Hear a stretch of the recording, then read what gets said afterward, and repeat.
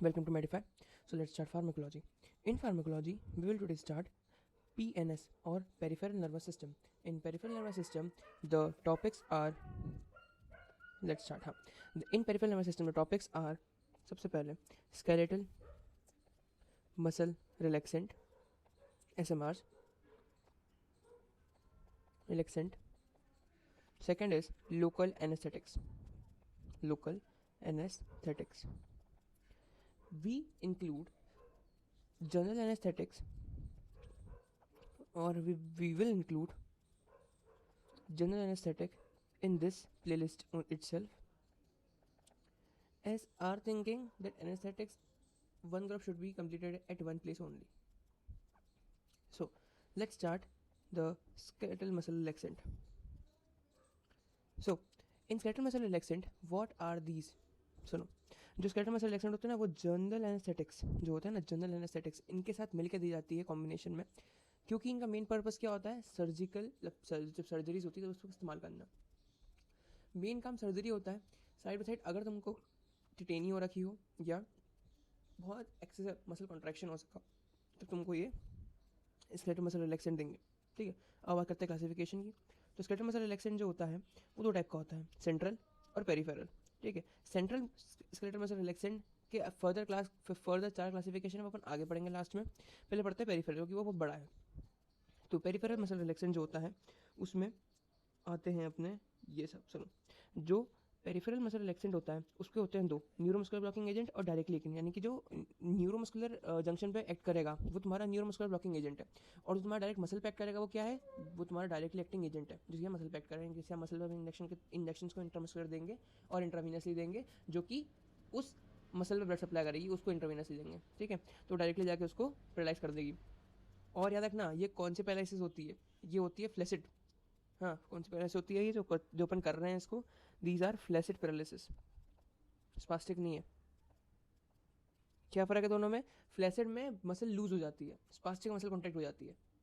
Muscle में effect paralyse होने का होता नहीं है। ठीक है, मेन बात ये कि फ्लैसिड में क्या होगी, मसल लूज होकर पैरालाइज हो जाएगी, और स्पास्टिक में मसल स्पाज यानी कि कॉन्ट्रैक्ट होकर पैरालाइज हो जाएगी। ठीक है, सो जो अपनी ये आती है डायरेक्टली एक्टिंग एजेंट जो होता है, उसका एग्जांपल क्यूनिन है, और एक और यहाँ लिखा नहीं है उसने, एक और है जिस डेंट्रोलिन सोडियम, डेंट्रोलिन बोलते हैं अपन, डेंट्रोलिन। ये किसके लिए इस्तेमाल की जाती है? तो याद रखना, these are use to, drug of choice होती है किसके लिए? मेलिग्नेंट हाइपरथर्मिया के लिए। किसके लिए होती है? Malignant hyperthermia, hyperthermia and muscle spasticity. तो एक ही बात है, क्योंकि फ्लैसिड प्लस करा देगी तो स्पास्टिसिटी का अपोजिट करा देगा, मसल स्पास्टिसिटी। स्पास्टिसिटी। और जो क्विनीन है, ये तो अपन देते हैं मतलब बेड टाइम पे अपने को लगती है क्विनीन, अगर उनको क्रैम्स आ रहे हैं, मसल क्रैम्स, तो उसके ट्रीटमेंट के लिए देते हैं मसल क्रैम्स। तुमने सुना होगा कि मलेरिया को अपन हड्डी तोड़ बुखार बोलते हैं। तो मलेरिया में अपन क्विनीन भी प्रिस्क्राइब करते हैं, क्योंकि जॉइंट पेन जो होते हैं मलेरिया में वो क्विनीन से ठीक हो जाते हैं। ठीक है, मसल क्रैम्स के लिए देते हैं, और समटाइम मलेरिया में देते हैं ताकि जॉइंट पेन ठीक हो जाए। तो हो गया डायरेक्टली एक्टिंग एजेंट्स। चलो अब बात करते हैं इनडायरेक्टली एक्टिंग एजेंट्स, मतलब डायरेक्टली एक्टिंग और न्यूरोमस्कुलर ब्लॉकिंग एजेंट। तो न्यूरोमस्कुलर ब्लॉकिंग एजेंट जो होते हैं वो दो टाइप के होते हैं फर्दर, नॉन डिपोलराइजिंग और डिपोलराइजिंग। नॉन डिपोलराइजिंग जो होते हैं वो 3 टाइप के आगे होते हैं, बात करेंगे इसके बारे में। पहले बात करते हैं डिपोलराइजिंग की। डिपोलराइजिंग जो होते हैं उसमें आती है 2, सक्सेनल कोलिन जिसको अपन सुक्सा मिथोनियम भी बोलते हैं, रखना सुक्सा मिथोनियम और डेकामिथोनियम। ठीक है, सुक्सा मिथोनियम और डेकामिथोनियम, ये प्राइमरली इस्तेमाल करते हैं अपन सर्जरीज में। प्राइमरी किस में इस्तेमाल करते हैं अपन? सर्जरीज में। हाँ, और जो लॉन्ग एक्टिंग, इंटरमीडिएट एक्टिंग और शॉर्ट एक्टिंग होती है। लॉन्ग जो नॉन डीपोलराइजिंग होते हैं ना, एनएमडीआर, नॉन डीपोलराइजिंग मसल रिलैक्सेंट, एनएमडीआर, उसकी बात कर लेते हैं फटाफट आके। तो ये होते हैं अपने 3 टाइप के, लॉन्ग एक्टिंग, इंटरमीडिएट एक्टिंग और शॉर्ट एक्टिंग। लॉन्ग एक्टिंग में अपने पढ़ा ट्यूबोकुरेरियम, ट्यूबोकुरारिन और डॉक्साक्यूरियम। रखना, इसके नाम बहुत अटपटे, इसे रट लेना इनको। ट्यूबोकुरारिन, डॉक्साक्रोनियम, कुरारिन, डॉक्साक्यूरियम। ठीक है, ये किस में इस्तेमाल होते हैं? तो सेम सर्जरी में इस्तेमाल होते हैं, दोनों सर्जरी में इस्तेमाल किए जाते हैं। ठीक है, ये जो इंटरमीडिएटली एक्टिंग है ये भी सर्जरी में इस्तेमाल करेंगे, ठीक है, लेकिन इसका नाम क्या है, एट्राक्यूरियम और रोकोक्रोनियम, रोकोक्रोनियम और एट्राक्यूरियम। ये क्या है, इंटरमीडिएटली एक्टिंग। शॉर्ट एक्टिंग से एक होती है मीवाक्यूरियम। ये अपन टेम्पररी मसल रिलैक्सेशन में देते हैं, किसमें देते हैं, टेम्पररी मसल रिलैक्सेशन में देते हैं मीवाक्यूरियम। टेम्पररी मतलब ये सब परमानेंट तो नहीं है, लेकिन ये सब शॉर्टेस्ट एक्टिंग होती है, ठीक है, तो इसलिए अपन इसको टेम्पररी मसल रिलैक्सेशन के तौर पर देते हैं, मसल रिलैक्सेंट इन सर्जिकल्स। ठीक है, तो ये हो गया तुम्हारा classification of skeletal muscle relaxant. दो टाइप के होते हैं, सेंट्रल पेरिफेरल, जो पेरिफेरल होते हैं उसके बात कर लेते हैं। पेरिफेरल में दो आते हैं, डायरेक्टली एक्टिंग जो मसल पे सिलेक्ट करेगा, उसमें दो होते हैं, क्विनिन और डेंट्रोलिन। डेंट्रोलिन का पूरा नाम क्या है, डेंट्रोलिन सोडियम। फिर आता है neuromuscular blocking agent. Neuromuscular blocking agent में आते हैं दो टाइप के, नॉन डिपोलराइजिंग और डिपोलराइजिंग। डिपोलराइजिंग में होते हैं अपने सक्सेनलकोलिन और सुक्सामिथोनियम, और सेकंड कौन सा होता है इसमें, डेकामिथोनियम। देन डिपोलराइजिंग में आता है अपने पास तीन टाइप के, short acting, long acting, intermediately acting. Long acting में होता है अपने पास डेल्टा ट्यूबोकुरारिन, और डॉक्साकुरोरियम। इंटरमीडिएटली एक्टिंग में होता है रोकोकुरोनियम और एट्राक्यूरियम। शॉर्ट एक्टिंग में अपना होता है मीवाकुरोरियम। ये हो गया ये सब। Talk about mechanism of action. देखो मैकेनिज्म ऑफ एक्शन क्या कहता है, वो कुछ ये कहता है कि जैसे कि अपन ने पढ़ा कि पेरिफेरल में दो टाइप की ड्रग होती है, डीपोलराइजिंग और वो नॉन डिपोलराइजिंग, मतलब वही ना, डिपोलराइजिंग और नॉन डिपोलराइजिंग दो टाइप की ड्रग होती है। ठीक है, तो डिपोलराइजिंग जो होती है, ये डिपोलराइजिंग ब्लॉकर्स जो होते हैं वो कौन थे अपने, डेकामिथोनियम, यानी कि डायरेक्टली एक्टिंग है, ठीक है, डेकामिथोनियम और सक्सेनल कोलिन यानी कि सुक्सामिथोनियम। सुक्सामिथोनियम पूरा पढ़ेंगे तुम थोड़ी सी आगे। सुक्सामिथोनियम अभी दोनों कहाँ मिलेंगे तुमको, देखो अभी जाते हैं क्लासिफिकेशन के अंदर। ये डिपोलराइजिंग है, नॉन डिपोलराइजिंग। डिपोलराइजिंग अपने देखा सक्सेनल कोएंजाइम, सक्सेनल कोलिन और डेकामिथोनियम। फिर डिपोलराइजिंग चार, तीन पार्ट आ गया, ठीक है, चलो। तो डिपोलराइजिंग जो होती है वो एफिनिटी होती है इनके पास। डिपोलराइजिंग ब्लॉकर्स के पास क्या होती है, पहली बात, they have affinity for neuromuscular, मतलब यहाँ लिख दो NMJ, न्यूरोमस्कुलर जंक्शन, उसको कर नाम दे सबसे, न्यूरोमस्कुलर जंक्शंस और रिसेप्टर्स, ब्लैक एंड व्हाइट ना, कोलिन रिसेप्टर्स।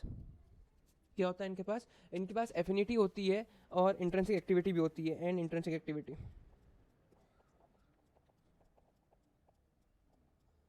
मतलब ये आते हैं और न्यूरोमस्कुलर जंक्शन पे आके अपनी इंट्रिंसिक एक्टिविटी से कुछ केमिकल चेंज या रिसेप्टर पे अटैच हो जाते हैं, कुछ फिजिकल चेंज कॉज करते हैं, कौन, अपने डिपोलराइजिंग।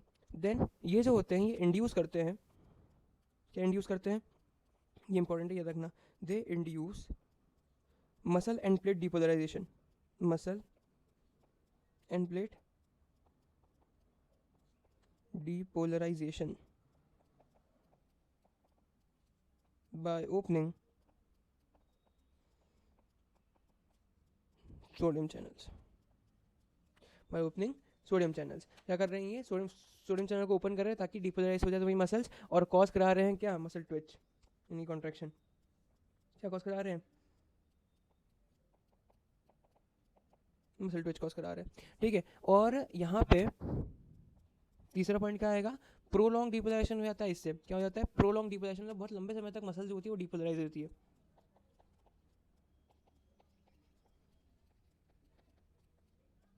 प्रोलॉन्ग डिपोलराइजेशन हो जाता है इससे। प्लस अब अपन बात करते हैं नेक्स्ट चीज़ की, which is non depolarising blockers.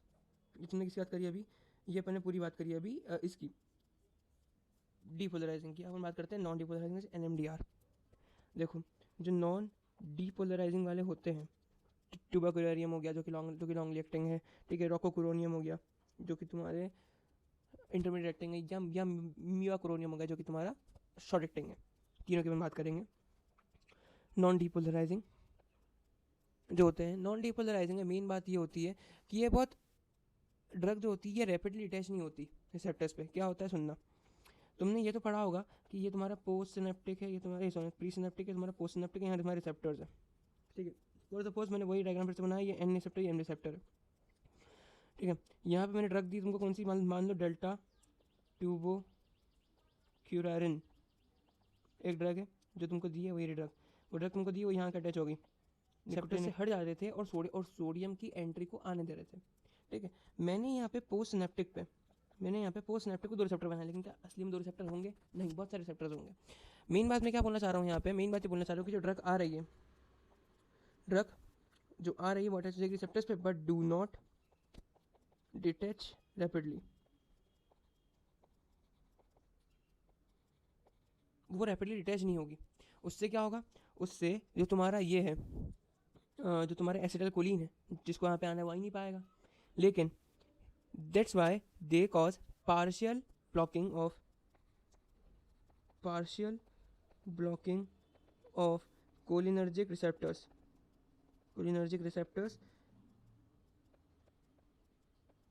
और ये जो होते हैं ना, यहाँ पे तुमको दिखेगा एक वेवी अपीयरेंस में, तुमको बताया था पहले, यहाँ पे होता है, क्या होता है, एसिटाइलकोलिन एस्टरेज। ठीक है, तो वो होता है यहाँ पे, लेकिन उससे ये ट्यूबोक्लोरिन यहाँ पे जो भी ड्रग है वो तुम्हारी टूटती नहीं है, ब्रोक डाउन नहीं होती। And these drug do not degrade by अच्छे। ठीक है, drug do not degrade by अच्छे। चलो भैया, अब इससे क्या होगा? इससे अपने को क्या मिल रहा है? इससे अपने को प्रोलॉन्ग पार्शियल डिपोलराइजेशन मिल रहा है। क्या मिल रहा है इससे अपने को? प्रोलॉन्ग पार्शियल डिपोलराइजेशन मिल रहा है।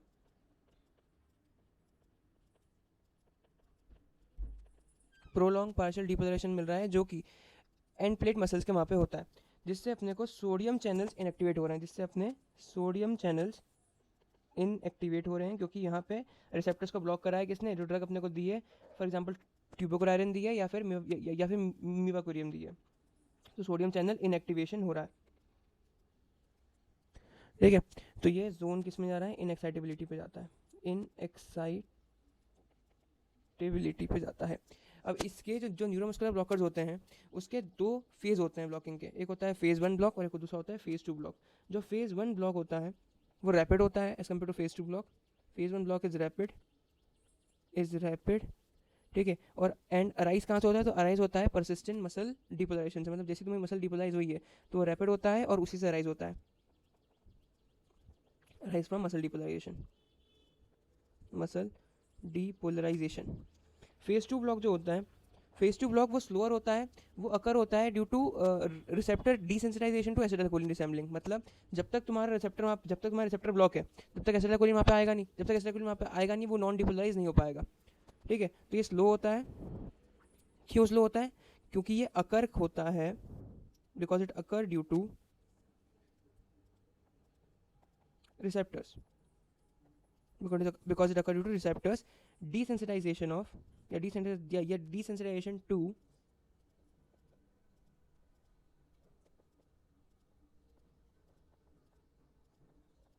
एसिटाइलकोलिन। ठीक है, जो फेज 2 ब्लॉक होता है वो पार्शियल रिवर्स हो जाता है। ठीक है, एंटीकोलिन एस्टेरेज से। किससे हो जाता है? एंटीकोलिन एस्टेरेज से पार्शियल रिवर्स हो जाता है, क्योंकि तुमने सुना होगा कि जब पार्शियली कोई रिसेप्टर्स एक्ट कर रहे हैं, तो अगर मैं एंटीकोलिन एस्टेरेज दूंगा तो वो एसिटाइलकोलिन एस्टेरेज एंजाइम खत्म कर देगी। तो उससे क्या होगा? उससे एसिटाइलकोलिन वहाँ पे बना रहेगा कंसंट्रेशन में, और उससे क्या होगा? उससे तुम्हारे जो रिसेप्टर चालू है उनसे तुम्हारा एसिटाइलकोलिन आता रहेगा। तो तुम्हारे जो मसल को एक थ्रेशोल्ड चाहिए, वो थ्रेशोल्ड को मिल जाएगा, भले लेट मिलेगा लेकिन मिलेगा। इसलिए जो तुम्हारा फेज 2 ब्लॉक है,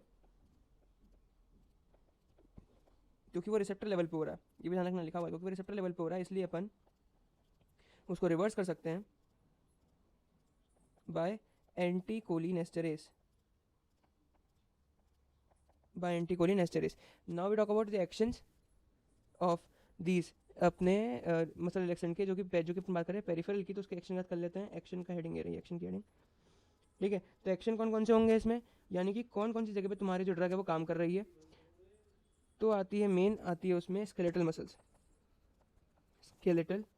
मसल्स। सबसे पहला, जो नॉन डिपोलराइजिंग ब्लॉकर्स होते हैं वो लीड करते हैं मसल वीकनेस पे। ठीक है, बाय फ्लैसिड पैरालिसिस। यहाँ होता है मसल वीकनेस। क्या होती है भैया? स्केलेटल मसल, सबसे पहले मसल वीकनेस होगी प्लस फ्लैसिड पैरालिसिस हो जाएगा। ठीक है, second, smaller fast response muscle जो होती है, स्मॉलर फास्ट रिस्पॉन्स मसल जो होती है वो अफेक्ट होती है सबसे पहले, ठीक है, as compare to larger muscles. जो छोटी मसल्स होती है वो ज़्यादा सबसे पहले अफेक्ट होती है इससे। Smaller muscles fast response, smaller muscles और fast response muscle are affected first.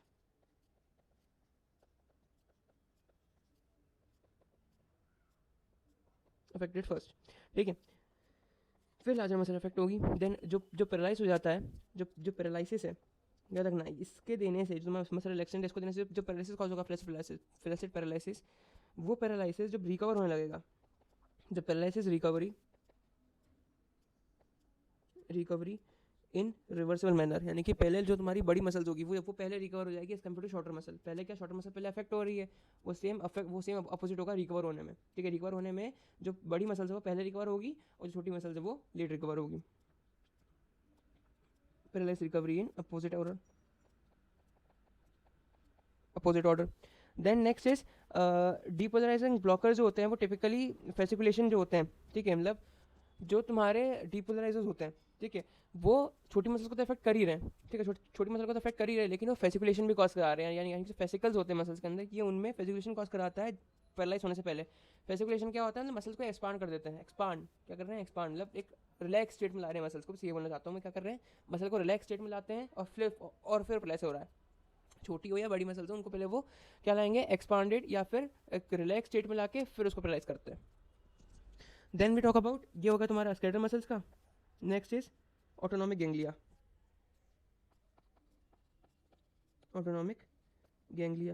अब ऑटोनॉमिक गैंग्लिया पे कैसे सेट करेगा, तो यहाँ पे जो कॉम्पिटिटिव ब्लॉकर्स होते हैं, कौन से ब्लॉकर्स, जो कॉम्पिटिटिव ब्लॉकर्स होते हैं।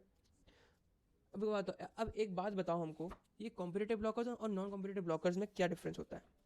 सुनो, जो तुम्हारे नॉन डिपोलराइजिंग वाले थे ना, कॉम्पिटिटिव ब्लॉकर्स, अब सुनिए यहाँ पे, जो तुम्हारे नॉन डिपोलराइजिंग थे ना, NMDRs, NDMRs, वो होते हैं कॉम्पिटिटिव। क्या होते हैं, कॉम्पिटिटिव, क्योंकि तुमने सुना होगा कि वो सरमाउंटेबल इफेक्ट देते हैं एसिटाइल कोलिन या फिर एंटीकोलिन एसिड्स को बढ़ाने पे।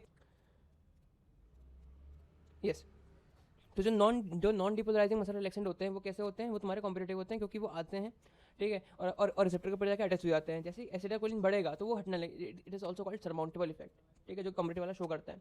जो डिपोलराइजिंग होते हैं वो कैसे होते हैं, वो तुम्हारे नॉन कॉम्पिटिटिव है, ठीक है। नॉन कॉम्पिटिटिव मतलब वो आएंगे, अपना इफेक्ट देंगे और चले जाएंगे, समझ में आया, ठीक है। तो भैया कॉम्पिटिटिव वाले कौन से, नॉन डिपोलराइजिंग, और नॉन कॉम्पिटिटिव वाले कौन से, डिपोलराइजिंग। तो जो नॉन डिपोलराइजिंग ब्लॉकर या जो कॉम्पिटिटिव ब्लॉकर्स होते हैं वो ब्लॉक कर रहे हैं कुछ ऑटोनॉमिक गैंग्लियास को भी, ये ध्यान रखना। Blockers may induce some degree of ganglionic blockers। अब ये जो स्टेटमेंट लिखा हुआ है मैंने, ये जो कॉम्पिटिटिव ब्लॉकर्स हैं वो सम डिग्री पे तुम्हारे गैंग्लियोनिक ब्लॉकर्स को भी क्या करते हैं, मतलब इंड्यूस कर रहे हैं। इसका मतलब क्या होता है, इसका मतलब होता है कि जो तुम्हारे गैंग्लियोनिक ब्लॉकर्स होते हैं, ठीक है, उनके जो एंटागोनिस्टिक एक्शंस होते हैं, ठीक है, निकोटिन रिसेप्टर्स पे आप उसको कट करवा रहे हैं। मतलब हो सकता है कि निकोटिन रिसेप्टर्स पे वो उसका जो एफिनिटी है उस गैंग्लियोनिक ब्लॉकर्स की, वो वहाँ पे एसिटाइलकोलिन बढ़ा दे, कम करा दे, कुछ भी हो सकता है। तो अपन उस गैंग्लियोनिक ब्लॉकर्स को एक्टिवेट कर रहे हैं ताकि कुछ अफेक्ट हो, कहाँ पे, निकोटिन रिसेप्टर्स पे, क्योंकि मेन रोल अपना निकोटिन रिसेप्टर्स पे और कहीं नहीं है, ठीक है। ये होगा तुम्हारा second. Third is histamine release.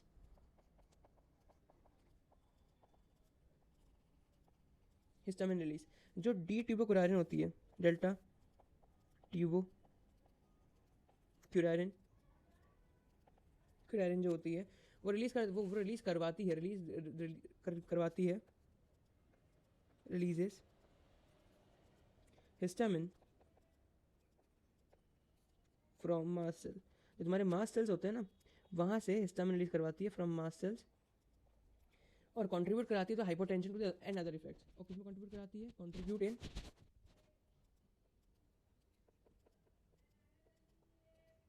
In hypotension. देखो सबको पता है कि हिस्टामिन रिलीज होगा तो इन्फ्लेमेशन कॉज कराता है, plus flushing of flushing of when कराता है, ब्रोंकोस्पाज्म कॉज कराता है, रेस्पिरेटरी सिक्रेशन को बढ़ाता है, ये सारे इफेक्ट उसके होते हैं हिस्टामिन के, ठीक है। तो वो सारे इफेक्ट करवा देगा अपना। हाइपोटेंशन कॉज कराएगा, हाइपोटेंशन वैसे वो कॉज नहीं कराता, वो कॉज कराता है वेजोडाइलेशन। क्या कॉज कराता है? वेजोडाइलेशन कॉज कराता है। वो वेजोडाइलेशन का सेकेंडरी इफेक्ट हाइपोटेंशन है, ठीक है। उसका मेन इफेक्ट वेजोडाइलेशन है हिस्टामिन का, और वो विजुअलाइजेशन में ऐसा वैसा कॉस्ट नहीं कराता है, पूरा फ्लशिंग दिखती है, पूरा हाथ में अपने वेन दिखने लग जाएगी अगर मैं टुबेकुलारिन में दूंगा इंट्रावेनसली हाथ में, ठीक है। तो ये सारी कहानियाँ हो गई। उसका बात करते हैं अपने नेक्स्ट फटाफट, सीवीएस पे क्या फर्क पड़ेगा कार्डियोवास्कुलर सिस्टम पे। तो जो डी टुबेकुलारिन होती है अपन उसके प्रोटाइप लेके रखा है, धीरे से उसको लेके चलो, ठीक है। तो जो डी सीवीएस पे क्या फर्क पड़ेगा, सीवीएस पे क्या फर्क पड़ेगा, तो सीवीएस पे जो डी ट्यूबोक्लारिन होता है वो डिक्रीज करेगा ब्लड प्रेशर को, समझ में आएगी, क्योंकि हिस्टामिन रिलीज करवा रहा है, क्योंकि हिस्टामिन भी रिलीज करवा रहा है, इसलिए ब्लड प्रेशर तो रिलीज डिक्रीज ही कराएगा। प्लस जो नए नए आए हैं, जो नए नए नॉन डिपोलराइजिंग ड्रग्स आए हैं, वो एक मिनिमल इफेक्ट देते हैं ब्लड प्रेशर और हार्ट रेट पे, ठीक है। क्या कराएगा? डेल्टा ट्यूबो क्यूरारिन, क्यूरारिन क्या कराएगा? ब्लड प्रेशर को कम कराएगा, ये उसका है क्योंकि वो हिस्टामिन रिलीज करवा रहा है, देखो ये सेकेंडरी इफेक्ट। देन जीआईटी पे क्या इफेक्ट कराएगा? तो जीआईटी पे उसका एक्शन ये है कि क्योंकि वो कॉम्पिटिटिव ब्लॉकर्स है, ठीक है, वो कॉम्पिटिटिव ब्लॉकर्स है, कॉम्पिटिटिव ब्लॉकर्स हैं, तो वो जीआईटी पे एक्सिबिट कराएगा। अब ये एक्सिबिट मतलब क्या होता है भैया, आओ बात कर लेते हैं कि एक्सिबिट मतलब क्या होता है। जो तुमने कॉम्पिटिटिव ब्लॉकर इसमें दिया, ठीक है, तो जो तुम्हारी गैंग्लियन की एक्टिविटी थी, जो तुम बताया कि ऑटोनोमिक गैंग्लियंस को ब्लॉक करता है, तो वो गैंग्लियन को ब्लॉक करेगा, पहली बात। Ganglionic blocking activity of competitive blockers, ganglion को ब्लॉकिंग करेगा। उससे क्या होगा? उससे ये इनहेंस करेगा किसको? उससे ये इन्हांस करता है पोस्ट पीओ पी आई को। अब ये पीओ पी आई क्या होता है? देखो, जब भी तुम्हारी एब्डोमेन की सर्जरी होगी, ठीक है, तो तुम जानते हो कि तुम्हारी मसल्स है, तुम्हारी जो वो सब है, इंटेस्टाइन है, इलियम जिजनम, है ना, ये सब पहले से कितने वीक हो गए होंगे क्योंकि उसकी अभी सर्जरी हुई है, ठीक है। तो उनका चाहोगे कि इसमें मूवमेंट आया, अभी नहीं चाहोगे ना, तो इसीलिए अपन इसको इनहेंस कराते हैं पोस्ट ऑपरेटिव पैरालिटिक इलियस, क्या बोलते हैं इसको? पोस्ट ऑपरेटिव पैरालिटिक इलियस बोलते हैं इसको। ये इनहेंस करता है, मतलब ये और पैरालाइज कॉज करा देता है इलियस में, क्यों? क्योंकि गैंग्लियनिक ब्लॉकर्स को ब्लॉक कर रहा है, तो गैंग्लियन को ब्लॉक कर रहा है, सिंपल से। जो ऑटोनोमिक गैंग्लियंस है जो कि जीआईटी में सब सप्लाई दे रहे हैं, उनको ये ब्लॉक कर देता है जाके। उससे क्या होता है? उससे तुम्हारा जो इलियस है उसमें और पैरालिटिक इफेक्ट आ जाता है एब्डोमिनल सर्जरी के बाद। ये इंपॉर्टेंट है लिखना, आफ्टर पेपर में इंपॉर्टेंट है लिखना, मत भूलना ना, आफ्टर एब्डोमिनल सर्जरी।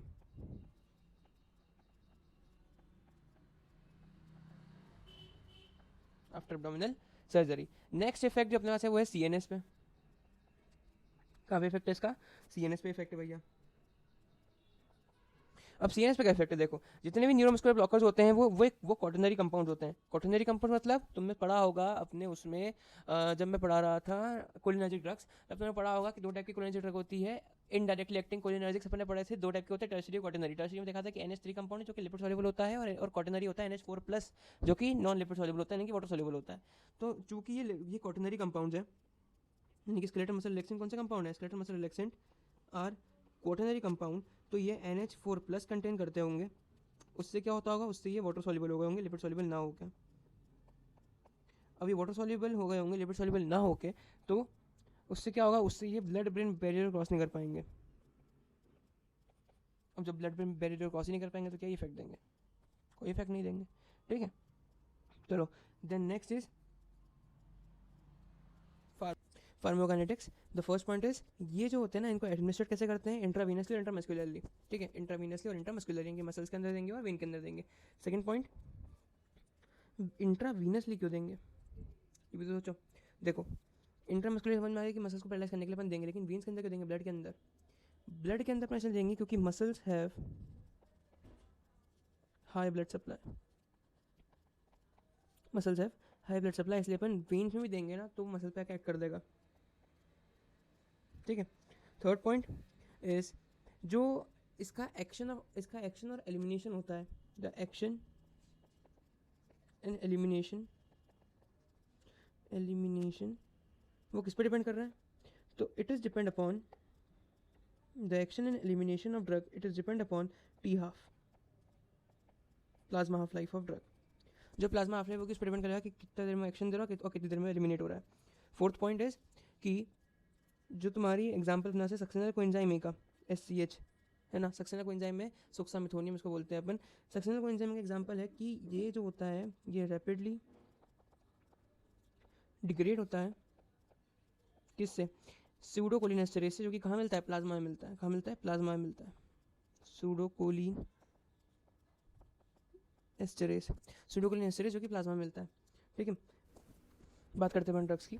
सबसे पहले हम बात करेंगे ट्यूबरकुलारिन की। ट्यूबरकुलारिन विच इज़ DTC, जो प्रोमिनेंट हिस्टामिन प्रोडक्शन के लिए होता है। किसके लिए होता है, प्रोमिनेंट हिस्टामिन प्रोडक्शन के कारण ये बहुत ज़्यादा हाइपोटेंशन कॉज करता है, पहली चीज़। दूसरी चीज़, वेन्स में फ्लशिंग ऑफ वेन भी बहुत ज़्यादा होती है इससे, फ्लशिंग ऑफ वेन्स भी बहुत ज़्यादा होती है। इस वजह से आजकल इसका यूज़ नहीं किया जाता है ट्यूबरकुलारिन का। ठीक है, then next is succinylcholine और सुक्सामिथोनियम। ये जो होती है ये एक न्यूरोमस्कुलर ब्लॉकर होता है। क्या होता है, न्यूरोमस्कुलर ब्लॉकर होता है जो कि पेरिफेरली एक्ट करता है। ठीक है, मतलब इसके बारे में इसको अपन अच्छे से पढ़ रहे हैं एक बार। ठीक है, दे रहा है नोट्स में। आप ये सोच रहे होंगे कि मैंने आज नोट्स क्यों बना दिए। देखो पहले रिकॉर्ड हो गया लेकिन वॉइस रिकॉर्ड नहीं हुई थी, तो इसलिए नोट्स बने हुए हैं, लेक्चर के ही हैं, लेकिन अब मैं उसकी वॉइस रिकॉर्ड कर रहा हूँ। ठीक है, सो सक्सिनाइल कोलिन और सुक्सामिथोनियम ये जो होता है ये न्यूरोमस्कुलर ब्लॉकर होता है, पेरिफेरली एक्ट करता है। बात करते हैं इसके फार्माकोकाइनेटिक की, तो फार्माकोकाइनेटिक में ये ऑब्जर्व होता है, ये एब्जर्व होता है orally due to its polar nature. It does not absorb, गलत लिखा है मैंने भी, इट डज नॉट एब्जर्व, ये एब्जर्व नहीं होता है orally due to its polar nature. ठीक है, it does not absorb due to its polar nature. उसके बाद ये जो होता है, इसलिए इसको अपन इंट्रावीनस और इंट्रामस्कुलरली दिए जाते हैं। इंपॉर्टेंट क्या होता है कि बहुत शॉर्ट ड्यूरेशन के लिए होता है, तो डिग्रेड हो जाता है बच्चे से। अब बच्चे क्या होता है, बच्चे होता है ब्यूटाइल कोलिन एस्टेरेज। चाहे अपन ने कोलिनर्जिक ड्रग्स पढ़ रहे होंगे तब मैंने बताया था कि बच्चे और अच्छे दो टाइप के कोलिन एस्टेरेज एंजाइम होते हैं जो कि एसिटाइल कोलिन को खत्म करते हैं। सेम कहानी जो बच्चे होता है वो सक्सिनाइल कोलिन एंजाइम को खत्म कर रहा है। देन मैकेनिज्म ऑफ एक्शन, ये एक्ट करता है as a depolarising neuromuscular blocker agent, blocking agent. एक डीपोलराइजिंग, देखो मैकेनिज्म एक्शन में था डीपोलराइजिंग, नॉन डीपोलराइजिंग, दोनों के अलग अलग मैकेनिज्म थे। तो डीपोलराइजिंग था यानी कि नॉन कॉम्पिटिटिव था, एक बार ये लग गया मतलब ये लग गया, समझ जाना, मतलब ये एसिटाइल कोलिन के रिसेप्टर्स पे आके अटैच हो जाता है और ये सरमोंटल इफेक्ट पे भी काम नहीं करता। यानी कि अगर अपन चाहे जितने एसिटाइल कोलिन बढ़ा ले, ये जितना है उतना ही रहेगा, चेंज नहीं होना। ठीक है, रेजिस्ट मेटाबोलाइजिंग ऑफ अच्छे और जो अच्छे होते हैं यानी कि जो एंडोजीनियस एसिटाइल कोलिन खत्म करने वाले होते हैं न्यूरॉन्स के बीच में, ये उनसे रेजिस्ट होते हैं, यानी कि उनके इफेक्ट से कुछ नहीं होता इनको। यूज़ क्या होता है इसका, सक्सेनाइल कोलिन का, muscle relaxation in surgery. Second, ECT, what is ECT, electroconvulsive theory. Electroconvulsive therapy क्या होता है, इलेक्ट्रोकन्वल्सिव थेरेपी अपन इस्तेमाल करते हैं सीजर्स पेशेंट में। किस में इस्तेमाल करते हैं, सीजर्स पेशेंट में। तुम्हारे पास कल को अगर कोई हद में उठ के आता है बोलेगा सर मेरे को दौरे आ रहे हैं, तुम उसको इलेक्ट्रोकन्वल्सिव थेरेपी पे रखोगे जिसमें तुम्हारा सारे मसल रिलैक्सेंट आते हैं ताकि वो कंट्रोल्ड सीजर्स पर रहे, कंट्रोल्ड सीजर्स पर रहे, उसको दौराना छूटे। तीसरा point is emergency intubation, it is not incubation, it is intubation, intubation. ठीक है, जब भी तुम्हारे ब्रोंकस के अंदर, तुम्हारी ब्रोंकस दिख रही है, तुम्हारे दो लंग है, ब्रोंकस के अंदर कंस्ट्रिक्शन हो जाता है तो कभी पूरी ब्रोंकस कंस्ट्रिक्ट नहीं होती है, एक स्पेसिफिक लेवल ब्रोंकस कंस्ट्रिक्ट होती है। तो उस लेवल के बाद में अपन एक ट्यूब इंसर्ट करते हैं ताकि पूरा जो एयर है वो उसके थ्रू अपने लंग के अंदर चली जाए। Then we talk about side effects. Side effect में क्या आता है, हाइपरकैलेमिया, टैकीकार्डिया और ब्रेडिकार्डिया। अगर हाइपरकैलेमिया यानी कि पोटेशियम के लेवल में ऊपर नीचे हो रहा है हार्ट में, अगर हार्ट में पोटेशियम के लेवल ऊपर नीचे होगी तो याद रखना टैकीकार्डिया ब्रेडिकार्डिया तो ऑब्वियस बात है होना ही होना है। ठीक है, मसल पेन होगा और मेलिग्नेंट हाइपोथर्मिया हो जाएगा। उसके बाद आता है अपने पास एक और टर्म विच इज एट्राक्यूरियम, एक और ड्रग है एट्राक्यूरियम। हॉफमैन एलिमिनेशन तुमने सुना होगा जब अपन जनरल फार्मा पढ़ रहे थे। हॉफमैन एलिमिनेशन में एक ड्रग आती है विच इज एट्राक्यूरियम। ठीक है, एट्राक्यूरियम ड्रग होती है जो कि हॉफमैन एलिमिनेशन के थ्रू एलिमिनेट होती है। ये हॉफमैन एलिमिनेशन होता क्या है आओ इसको देख लेते हैं। जो एट्राक्यूरियम ड्रग है वो जब प्लाज्मा में आती है तो प्लाज्मा में बिना कोई एंजाइम के वो अपने आप स्पॉन्टेनियसली केमिकली फार्मूला में चेंज कर देती है। जब जो उसका केमिकल फार्मूला होता है उसमें चेंज कर देती है। कुछ ड्रग्स होती है वो हॉफमैन एलिमिनेशन से एलिमिनेट होती है। अभी हॉफमैन एलिमिनेशन से एलिमिनेशन होता क्या है, देखो हॉफमैन एलिमिनेशन होता है जब ड्रग आती है प्लाज्मा के अंदर, तो प्लाज्मा के अंदर ड्रग के बिना कोई बॉडी के एंजाइम उस पर एक्ट करे, वो ड्रग खुद ही से अपना केमिकल फार्मूला चेंज कर ले और डिग्रेड हो जाए, उसको बोलते हैं हॉफमैन एलिमिनेशन। और ये नॉन एंजाइम डिग्रेडेशन होता है। क्या होता है भैया, नॉन एंजाइम डिग्रेडेशन होता है जिसमें केमिकली चेंज हो जाती है और अपनी जो ड्रग है वो डिग्रेड हो जाती है। ठीक है, और इस वजह से ड्रग होती है ना एट्राक्यूरियम, वो लॉन्ग एक्टिंग होती है। कैसी होती है? लॉन्ग एक्टिंग होती है, ठीक है। और चलो ये हो गया। उसका आती है अपनी next drug which is rock uranium. रॉक्यूरोनियम क्या होता है? रॉक्यूरोनियम जो होती है वो ड्रग ऐसी होती है, इसको अपन सक्सेनाइल कोलिन के ऊपर इस्तेमाल करते हैं, यानी सक्सेनाइल कोलिन के अलावा अगर कोई ड्रग अपने इस्तेमाल करनी है तो अपन रॉक्यूरोनियम इस्तेमाल करते हैं। रॉक्यूरोनियम जो होता है वो ट्रेकियल इंट्यूबेशन में काम आता है, क्योंकि इसमें सक्सेनाइल कोलिन जैसा कोई कार्डिक डिसएडवांटेज नहीं होता है, कोई कार्डिक डिसएडवांटेज नहीं होता है। ये बहुत माइल्ड हार्ट रेट बढ़ाती है ड्रग, क्या करती है? बहुत माइल्ड हार्ट रेट बढ़ाती है। एंड नेक्स्ट प्रेगनेंसी में इसका इस्तेमाल होता है। और इफेक्ट ऑफ पैरालिसिस रखना, ये इसका जो ड्यूरेशन होती है, ये इंपॉर्टेंट लिखा हुआ है यहाँ पे, the duration of paralysis is dose dependent. जितने ज़्यादा अपन इसके डोज देंगे रॉक्यूरेनियम के, उतना ज़्यादा लंबे समय तक ये जो अपनी मसल होगी वो पैरालाइज्ड होगी। समझ रहे हो कि नहीं समझ रहे हो? जितना ज़्यादा डोज अपन ने दिया उतना ज़्यादा लंबे समय तक के लिए ये मसल्स होगी वो पैरालाइज होगी। उसके बाद अपने पास नेक्स्ट ड्रग जिसके बारे में बात करेंगे विच इज़ मीवाक्यूरियम। अभी मीवाक्यूरियम क्या होती है देखना भैया। मीवाक्यूरियम जो होती है शॉर्टेस्ट एक्टिंग ड्रग होती है। कौन सी होती है? It is shortest acting drug होती है, जो कि इमीडिएटली क्या करती है? इमीडिएट मसल को रिलैक्स करती है। अगर अपने को कोई भी सर्जरी में इमीडिएट मसल रिलैक्सेशन चाहिए होगा, ठीक है, तो अपन क्या देंगे उसको? मीवाक्यूरियम देंगे। क्या देंगे? मीवाक्यूरियम देंगे, ठीक है। इसका साइड इफेक्ट में आता है कि बीपी को कम करती है। अब बात करते हैं अपन इंट्रैक्शंस की। देखो इंट्रैक्शन में तुमको एक बार अच्छे से बताता हूँ। पिछले लेक्चर में इंट्रैक्शन पे थोड़ी माथापच्ची हो गई थी, अब मैं लेकिन इंट्रैक्शन को अच्छे से बताता हूँ। सुनो क्या होता है। जब भी अपन कोई स्केलेटल मसल रिलैक्सेंट देते हैं, स्केलेटल मसल रिलैक्सेंट देते हैं, तो उसमें एक साइड इफेक्ट आता है सब में, which is malignant hyperthermia. Malignant hyperthermia आता है, जो कि यहाँ लिखा हुआ है। इसको कम करने के लिए अपन जर्नल एनेस्थेटिक्स मिलाते हैं, ठीक है। और वो कौन से मिलाएंगे? डेसफ्लूरिन और सेवोफ्लूरिन। डेसफ्लूरिन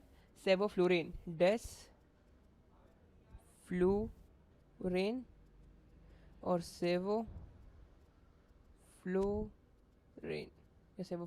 एक ही बात, रेन।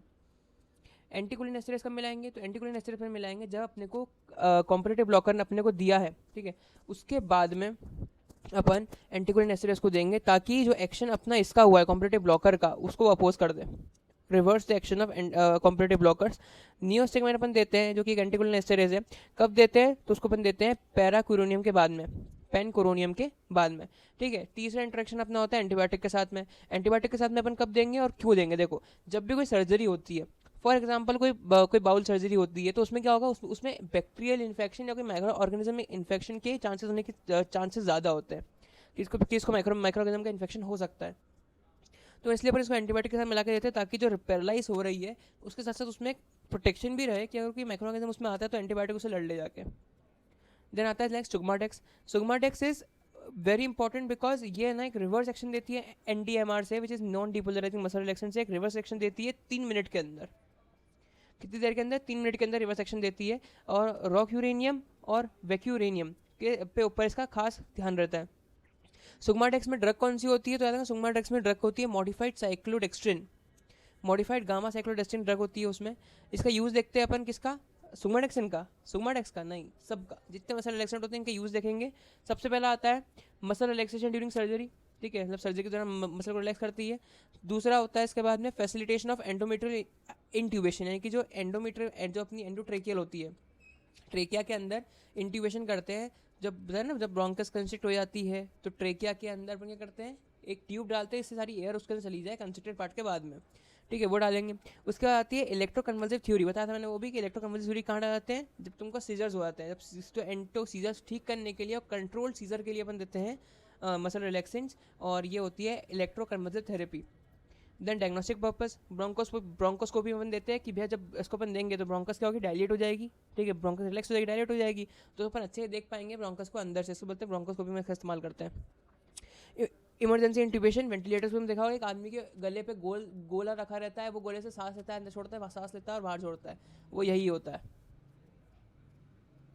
डेंट्रोलिन। अब देखो अब तक अपन ने जो देखे थे ना वो सब नॉन डिपोलराइजिंग मसल रिलैक्सेंट से, जैसे कि अपन ने एट्राक्यूरियम पढ़ा था, अपन ने रॉक यूरेनियम पढ़ा, अपन ने सक्सेनाइल कोलिन पढ़ा। अब अपन बात करते हैं थोड़ी सी डीपोलराइजिंग वाले की, ठीक है। अब तक हमने नॉन डिपोलराइजिंग पढ़े थे, अब बात करेंगे डीपोलराइजिंग वाले की, विच इज डेंट्रोलिन। डीपोलराइजिंग वाली है ना, yes, it is not depolarising actually, it is directly ये जो होता है ना, it is not depolarising, it is directly. देखो सबसे ऊपर अगर अपन चले तो मैंने तुमको क्लासिफिकेशन बताया था, ठीक है। ये क्लासिफिकेशन का ध्यान से तुम देखोगे तो ये पेरिफेरल के दो थे, न्यूरोमस्कुलर ब्लॉकिंग एजेंट और डायरेक्टली एजेंट, ठीक है। तो न्यूरोमस्कुलर ब्लॉकिंग एजेंट अपन ने सब पढ़ लिए हैं। देखो अपन ने कौन सी ड्रग पढ़ी है, ट्यूबोक्यूरिन पढ़ ली, रॉक्यूरिन पढ़ लिया, एट्राक्यूरियम पढ़ लिया और मीवाक्यूरिन पढ़ लिया। मीवाक्यूरिन बताया था मैंने तुमको कि बहुत छोटा एक्ट करने के लिए होती है, इमीडिएट मसललेस करने का इस्तेमाल करती है और सबसे छोटी उसमें लाइफ साइकिल होती है। नेक्स्ट अपन बात करते हैं डायरेक्टली एक्टिंग एजेंट, तो उसमें आती है डेंट्रोलिन, ठीक है। Dantrolene dantrolene dantrolene dantrolene dantrolene, ये रहा। देखो स्लोली और इनकम्प्लीटली एब्जॉर्ब होती है जीआईटी से, पहली बात। दूसरी बात कि ये पेनिट्रेट हो जाती है ब्रेन के अंदर, it can penetrate in brain. तीसरी बात किसकी हाफ लाइफ होती है 8 to 12 आवर की इसकी हाफ लाइफ होती है। कितनी देर की हाफ लाइफ होती है 8 to 12 आवर की इसकी हाफ लाइफ होती है। अब इसका इस्तेमाल कब करेंगे, तो इट इज़ यूज ओरली का इस्तेमाल करते हैं रिड्यूस स्पास्टिसिटी, ठीक है। स्पास्टिसिटी को रिड्यूस करने के लिए इसका इस्तेमाल करते हैं, ठीक है। सेकंड थिंग कि ये अपर मोटर न्यूरॉन लीजन में इसका इस्तेमाल करते हैं, ठीक है। देखो स्पास्टिसिटी कहाँ होगी, सबसे पहला अपर मोटर न्यूरॉन लीजन में जब स्पास्टिसिटी होगी तब अपन का इस्तेमाल करेंगे। हाइपर हेमीप्लेजिया में भी अपन डेंट्रोलिन का इस्तेमाल करते हैं, ठीक है। हेमीप्लेजिया में भी अपन डेंट्रोलिन का इस्तेमाल करते हैं। मल्टीपल स्क्लेरोसिस यहाँ लिखा नहीं है, फिर भी देख लो। तीसरा पॉइंट मल्टीपल स्क्लेरोसिस में इसका इस्तेमाल करते हैं अपन, मल्टीपल स्क्लेरोसिस में अपन इसका इस्तेमाल करते हैं। और ये इंपॉर्टेंट क्या होता है, तो ये ड्रग ऑफ चॉइस होता है मैलिग्नेंट हाइपरथर्मिया के लिए। ड्रग ऑफ चॉइस किसके लिए होता है ये dantrolene, drug of choice of malignant hyperthermia. अब ये देखो ये ड्रग जो होती है मैलिग्नेंट हाइपरथर्मिया को कम करके, जबकि जितनी मसल रिएक्शन होती है वो सब कॉज कराती है, समझ रहे हो। और क्यों ऐसा होता है मैलिग्नेंट हाइपरथर्मिया होता क्यों है ये, ड्यू टू रिलीज ऑफ या persistent release of calcium ion from sarcoplasmic reticulum।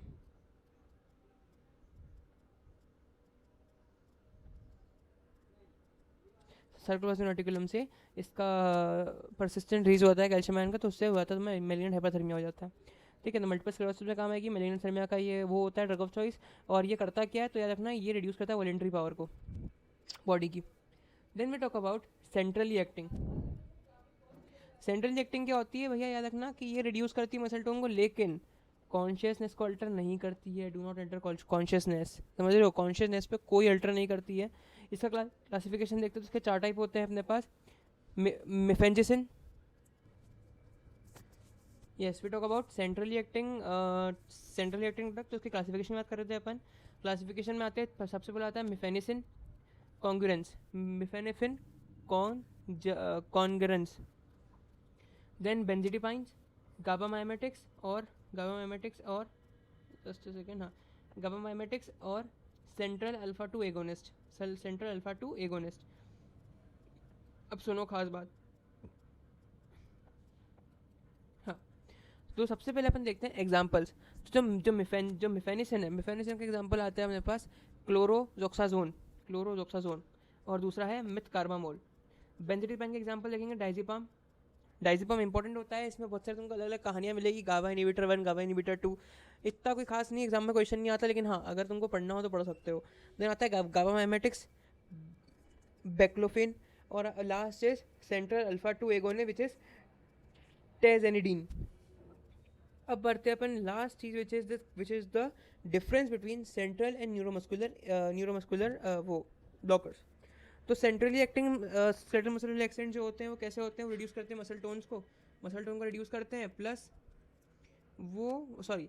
Muscle tone को रिड्यूस करते हैं, लेकिन माइनस वो वॉलेंट्री एक्शन को रिड्यूस नहीं करते। वॉलेंट्री एक्शन चल रहा है जो बढ़िया है ना, तो it reduces muscle tone without reducing voluntary power को रिड्यूस नहीं करता वो। वही बात करते हैं अपन न्यूरोमस्कुलर ब्लॉकर की, तो it causes muscle paralysis plus voluntary movement भी लॉस कर देता है। नेक्स्ट इज कि पता ना कॉन्शियसनेस लॉस नहीं कर रहा, तो इसलिए वॉलेंट्री पावर लॉस नहीं हो रही है, ठीक है। यहाँ वॉलेंट्री पावर लॉस हो रही है, कॉन्शियसनेस लॉस होती है। Then it is selective inhibit reflex, यानी कि ये जो रिफ्लेक्सेस होते हैं उसको ये इनहिबिट करवा देता है। जो रिफ्लेक्सेस होते हैं ना स्पेसिफिक, तुम्हारा नी रिफ्लेक्स हो गया, तुम्हारा एंकल रिफ्लेक्स हो गया, तुमने पढ़ा होगा फिजियोलॉजी में फर्स्ट ईयर के अंदर रिफ्लेक्सेस पढ़े होंगे, डीप रिफ्लेक्स, सुपरफिशियल रिफ्लेक्स। उसमें जो स्पेसिफिक रिफ्लेक्स को रोकना है तो अपन ये लगा सकते हैं centrally acting skeletal muscle blocker. लेकिन अगर तुमको सारे रिफ्लेक्स, मान लो हाथ के, मेरे को हाथ के सारे रिफ्लेक्स रोकने हैं, हाथ के जितने रिफ्लेक्स होते हैं, हमारे बाइसेप टेंडन रिफ्लेक्स हो गया, ठीक है, तुम्हारा रिस्ट रिफ्लेक्स हो गया, तुम्हारा जो हाथ मार के रिफ्लेक्स होता है ना, उंगली हिलती है वो वाला रिफ्लेक्स हो गया, उनको तुमको हटाना है तो तुमको देना पड़ेगा न्यूरोमस्कुलर ब्लॉकर। तो तुम्हारे जितने रिफ्लेक्स होंगे सब रुक जाएंगे। इसमें थर्ड पॉइंट लिखा हुआ नहीं है, मैं लिख देता हूँ, कोई बहुत बड़ा बात नहीं है।